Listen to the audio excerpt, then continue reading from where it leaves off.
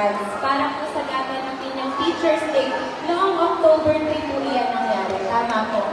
So ngayon, sabi ko po nila, Pres, nung kami po ay nag-uusap, sabi ko, ako, Pres, malapit na to. Matagal ang proseso sa office ko. Pag nagbigay ako ng sarili kong, galing sa sarili kong bulsa, medyo hindi kalakihan. So mas maganda kung ipoproseso natin, papadaanin natin sa isang proseso sa pamahalaan. Pero dahil ito ay from taxpayers' money, may ipagdadaanan talaga ng mga proseso. So mas matagal siya.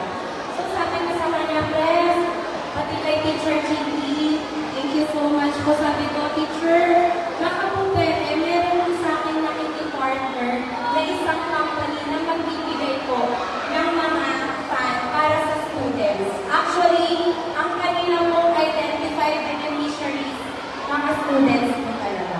Pero hiniling ko po sa kanila na sayang, in line with the celebration of Teachers Month, baka pwede mabigyan din natin yung mga teachers natin.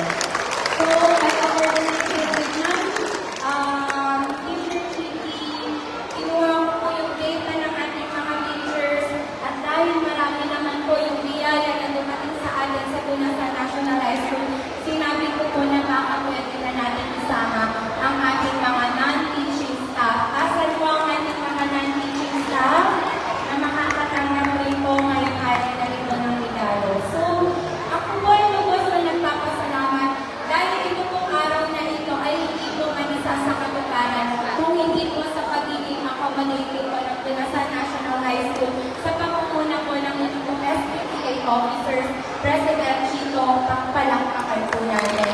At kay Teacher Chiki, palakpakan po natin ang aking pong matagal nang nakatrabaho ng tulong guro mula po sa iba't ibang paaralan.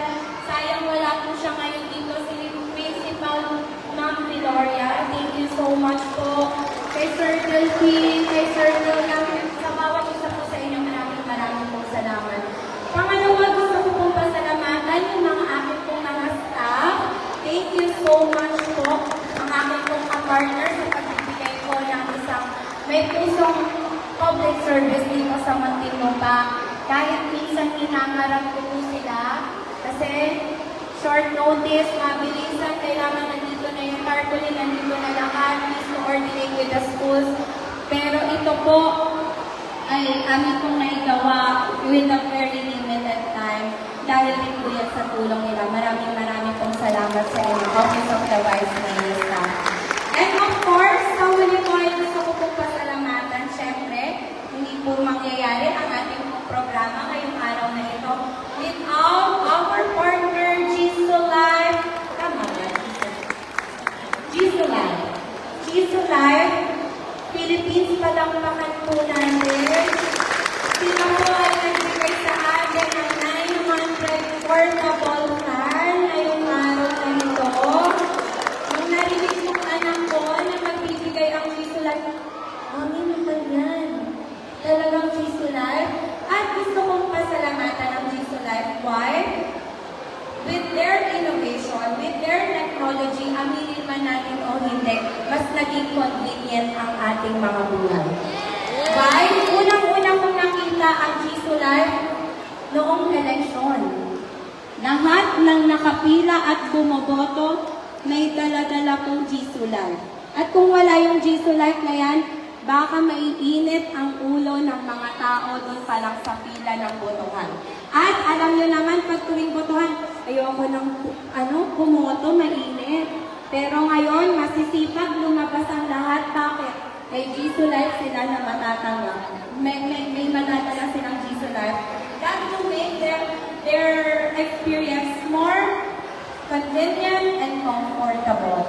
So, etong simpleng regalo po dito para sa ating mga teachers, sa aming mga estudyante ay napakalaking bagay. Bakit? Marami sa mga to ang namamasahe, di ba? Mag-jeep, magta-tricycle, napakainit. Yung mga eyebrows on fleek natin, pagdating sa school, usaw na, di ba? Pero with Jisoo Life, darating tayo sa school na fresh and confident. Ready to face the the challenges ahead. Diba? So, ayan po yung tulong na naibibigay sa atin ng Gisela. Sabi nga nila, comfort in learning, joy in living. So, maraming pong salamat. Palakpakan po natin ang manager ng Gisela, L.A. Rosero. So, nai-share ko lang, out of topic naman, si L.A. po is a very good friend of my husband.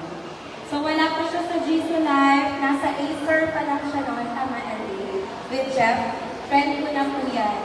Nasubaybayan yan ang love story namin mag-asawa. So, kayo So, LA is a big part of life namin mag-asawa. And I'm so thankful na andito siya ngayon na partner ko din sa bagong part ng life ko as couple servant. Thank you so much, LA. Alam ko na marami tayong mga politicians na friend, pero pinili mo ang Muntinlupa na mabiyayaan. Maraming po salamat. So, to each and everyone, una, syempre, sa Jesus Life, sana marami pa kayong matulungan. Praying for more innovations to come to make life easier for our fellow Filipinos. And of course, sa atin po na magiging beneficiaries ko ng ating pong Jesus Life today, sana po yung blessing na ma-receive natin today, yung kabutihan na ma-receive natin today, is maipasan mo po sa iba. Continue to share your goodness, your life, your blessing to other people. God bless you all po. Happy Teacher's Day. Ingat po kayo pa uwi at maraming pong salamat po sa inyo.